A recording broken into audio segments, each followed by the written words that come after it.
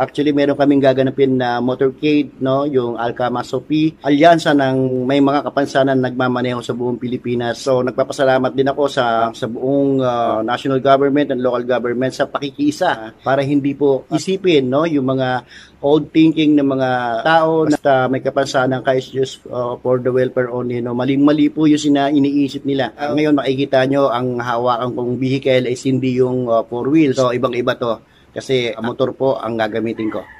So tara na, samahan nyo ako.